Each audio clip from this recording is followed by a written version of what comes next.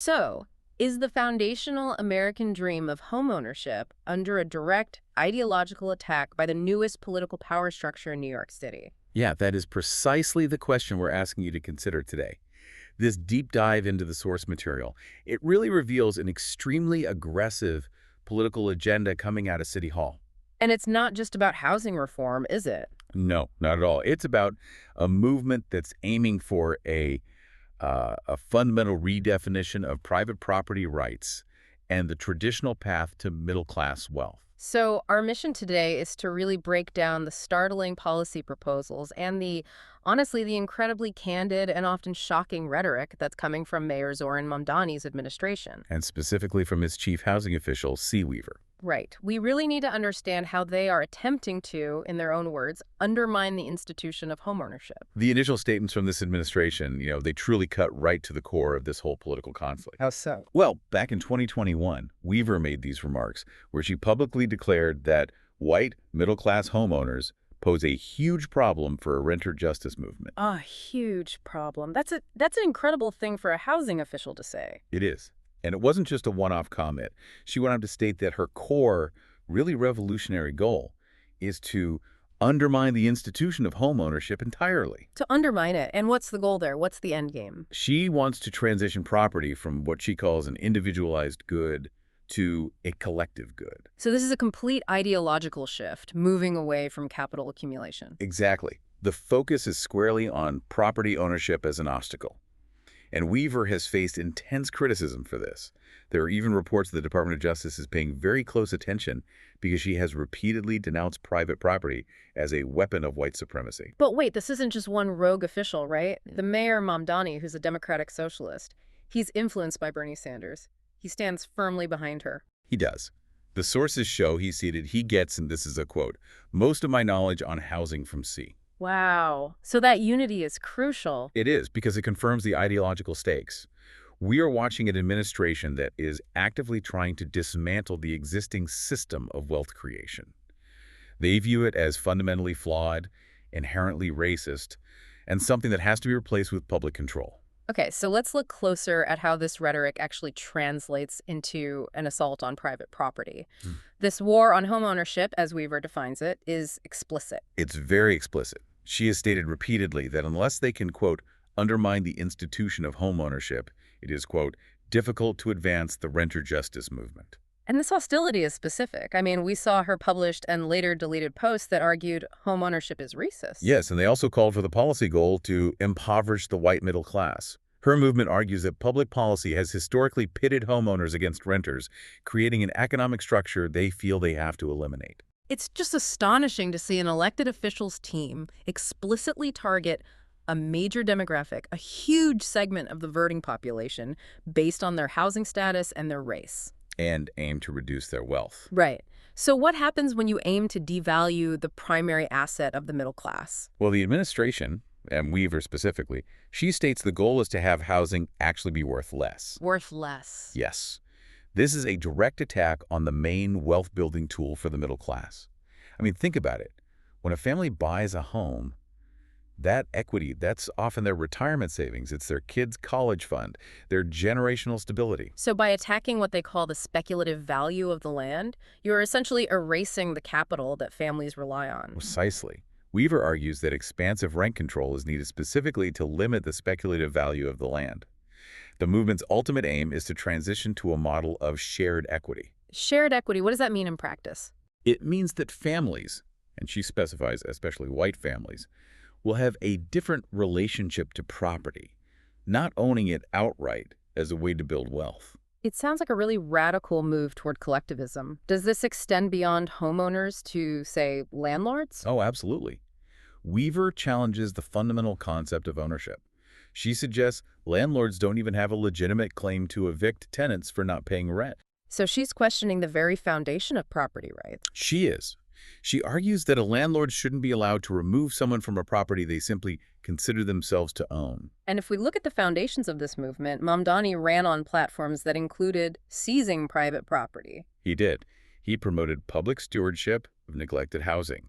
And Weaver's background as executive director of Housing Justice for All which the sources identify as an openly communist group funded by George Soros.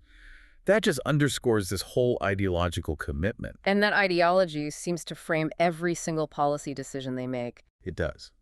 Their goal is to transition New York City toward massive public ownership, and they often talk about modeling it after concepts like the Vienna model of social housing. Okay, the Vienna model. That's mentioned a lot in these sources. For anyone listening who might not be familiar with it, what does that actually look like? The Vienna model essentially treats housing like a public utility, not a speculative commodity. It involves the city owning a vast supply of quality, publicly managed housing. And this is for everyone, not just low-income residents. That's the crucial part, yes. The housing is available to residents across all income levels, which acts as a brake on the private market rents. So Mamdani's plan is to basically replicate that. He wants to establish a social housing development agency to build 200,000 new, affordable, rent-stabilized homes over 10 years, directly competing with and shrinking the private rental market. Let's move from the ideology to the fiscal reality.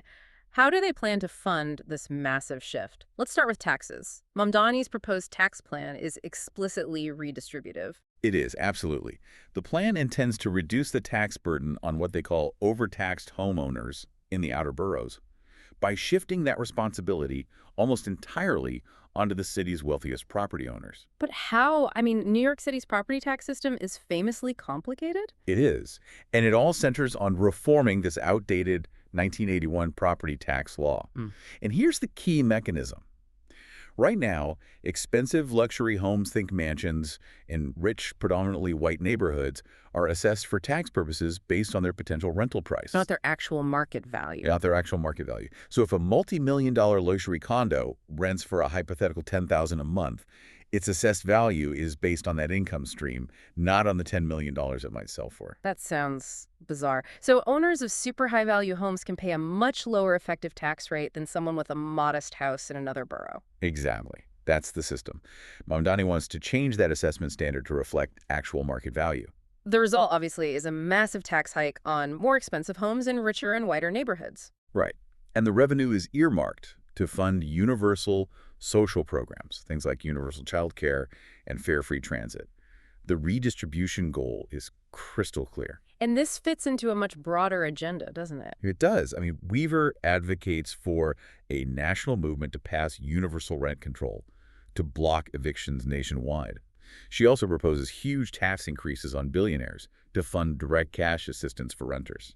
But this aggressively left-leaning agenda, it runs straight into a pretty stark economic reality check, especially according to some conservative analysis. From groups like the Manhattan Institute, they argue the city is facing a self-inflicted housing crisis. Their view is that these misguided policies are what inflate demand and actively discourage supply. And they have stats to back that up.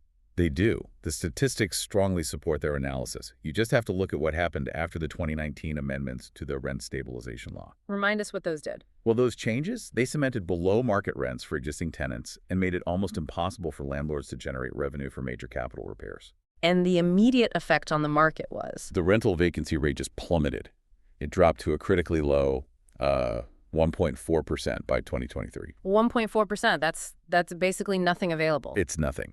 And when supply freezes up like that, when people can hold a below-market lease and have no reason to ever move, the lack of available units just pushes demand through the roof. And that demand hits renters with staggering increases. We see it in the numbers. In August 2025, the median rent in Manhattan hit $4,600. An 8.4% increase year over year. Brooklyn hit a record $3,950. The crisis is self-evident. And it's compounded by economic stagnation overall, right? Completely. Private sector job growth in New York City has stalled, lagging way behind states like Texas and Florida. The Manhattan Institute concludes that Mamdani's actions, raising taxes, increasing public debt, freezing rents, they argue these will likely make the economic stagnation and the housing crisis even worse. So this is the critical tension. Critics argue that even with his socialist goals, Mamdani could pursue some common-sense deregulation right now to ease the crisis.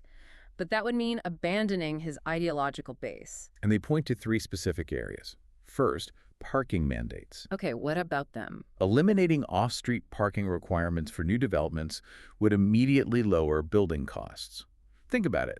Building one parking spot in a garage can add $50,000 to $100,000 to the cost of a housing unit. Which makes perfect economic sense.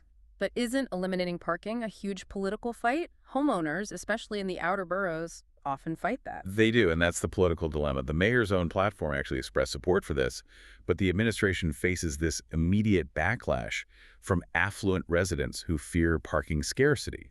So it's a huge opportunity being missed because of political friction. What's the second area of pragmatic reform they could look at? Lifting size restrictions for large supermarkets. Right now, the limit in manufacturing zones is 10,000 square feet. Removing that would allow big, efficient, low-cost retailers, like a Walmart, to enter the city and potentially bring down grocery costs. But again, the politics of that are just as sticky. Those big box retailers are often non-union. Exactly. So the choice is between helping the cost-burdened consumer or supporting the traditional union base that funds and votes for his party. And ideology often wins out over pragmatism. So finally, we come to zoning. Mamdani now has these new expedited powers thanks to the 2025 City Charter amendments. Right, which shifted power from the city council to the mayor to fast-track housing projects. How can he use that to increase supply quickly? He could immediately move to replace single-family zoning with two-family zoning in high-demand neighborhoods. About 15% of New York City's land is zoned only for single-family homes. Using the expedited process could quickly allow for more housing options without giving the city council a chance to veto it. So he is really caught between two powerful forces here. He is. He can pursue the socialist policies that align with his political roots and the DSA movement, which critics say could deepen the crisis. Or he could adopt these pragmatic, deregulatory, more free market measures that contradict his core ideology but could actually help. That tension really defines his administration. The critics are arguing he has to choose pragmatism, even if it means sacrificing some ideological purity just to make the city affordable again. So to wrap this up, this deep dive has revealed that the Mamdani administration is explicitly pursuing an agenda to dismantle the traditional financial cornerstone of the middle-class private property. All while inheriting a deep housing crisis that, according to critics, demands immediate supply-side solutions. And the profound nature of this ideological shift, it really can't be overstated. We are witnessing elected officials who are openly defining a major segment of the voting population as the central problem to be eliminated. It fundamentally redefines the role of city government. Which raises a critical question for you, the listener. If a major American city government successfully reframes homeownership from the American dream into a weapon of white supremacy that must be dismantled, what does that mean for the financial stability and property rights of all citizens across the country, regardless of where they live?